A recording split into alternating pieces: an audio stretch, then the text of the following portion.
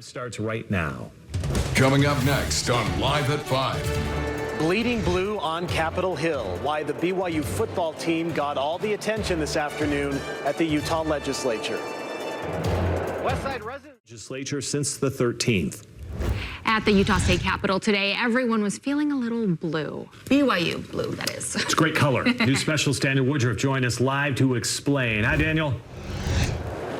That is a great color, Mike. I'll agree with you on that. The BYU football team and retiring athletic director Tom Holmoe came to the Capitol today to be recognized for their outstanding season last year, and in Holmoe's case, for his 20 years of leading BYU sports. Under his leadership, BYU athletics has achieved historic milestones, including, as we all know, joining and dominating the Big 12 Conference.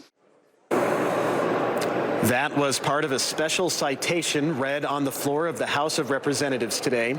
Coaches, players, BYU's president, and Cosmo the Cougar were all there. The group was also honored in the Utah Senate. Last season, BYU football soared to an 11-2 record and a big win in the Alamo Bowl, which lawmakers recognized today. I'm humbled by it, but really excited that our players get to see this and that they, that we have a lot of fans up here, so that's really cool. But more importantly, I think this is a good opportunity for us to honor Tom Holmoe. I'm super grateful, and I know the team is too. So it's just a great day to be able to come up and feel the support of people that are sometimes Cougars. I mean, some of them are Utes, some of them are Cougars, some of them are Aggies, some of them are Wildcats and other state schools. But they all come together just to celebrate something big for the state of Utah, and I really appreciate that. The governor also spoke today at a special event honoring Tom Holmoe and his tenure as BYU's athletic director. And BYU brought chocolate milk and those 15-inch long cougar tails, those maple donuts, to celebrate the day. Daniel Woodruff, Live at 5. Love me a good cougar tail. Daniel, thank you. Still ahead here, heal them.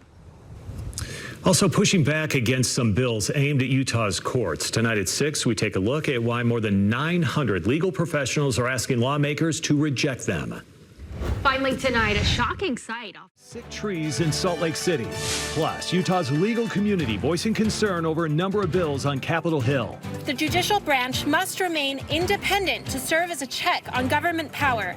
Why more than 900 current and former professionals are urging lawmakers to block them. And more accessibility for March 13th. Utah's legal community is pushing back against a slew of bills in the legislature aimed at the courts. News specialist Daniel Woodruff is live at the Capitol to explain what they're so upset about. Daniel? Well, Deanie, more than 900 attorneys, legal professionals, and former judges have signed on to a letter urging the Utah legislature to reject these bills that they say inject partisan politics into the legal process and threaten judicial independence. But Republican lawmakers here, for their part, are defending what they're doing. The courts are meant to serve the people, not politicians. That's the message from this group of attorneys on the steps of the Utah Capitol, pushing back against proposals they say would inappropriately reshape the courts in Utah. We need impartial judges to sort fact from fiction and to apply laws without fear or favor. This group is upset about several bills. One would allow lawmakers to evaluate a judge's performance that would then be printed on the ballot. Another would raise the threshold for a judge to win a retention election. A third would give the governor power to pick who leads the Utah Supreme Court. These proposals come after Republican lawmakers were upset over several recent court rulings. These are not just a few bad bills. This is a coordinated effort to weaken the courts, limit judicial oversight, and consolidate the power of the politicians at the expense of the people's power. But legislative leaders say they're working to make the court system better and more transparent. I think we're trying to knock the rough edges off, get all the input, let the public comment count. Senate President Stuart Adams says they're working to get it right in these final days of the legislative session. We welcome their input, and we're trying to make good policy. And the Utah House Speaker weighed in today with a statement telling me that healthy debate and reform do not undermine democracy. He says they strengthen it, and he encouraged people to make their voices heard on this issue. Back to you. All right, legislative session winding down. We'll see how that ends up. Daniel, thank you.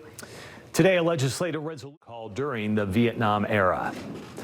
Bittersweet day for BYU fans at Utah State Capitol today as retiring athletic director Tom Holmoe and the BYU football team were honored. I'm humbled by it, but really excited that our players get to see this and that they, that we have a lot of fans up here, so that's really cool. But more importantly, I think this is a good opportunity for us to honor Tom Holmoe. The team was recognized for an outstanding season last year and, in Holmoe's case, for his 20 years leading BYU sports. That was part of the special citation read on the floor of the House. Coaches, players, BYU's president, and Cosmo the Cougar were all honored in the House and the Senate. BYU completed the event by bringing chocolate milk and some cougar tails. I'll take both of those, please. There's just a week and a half left of this year.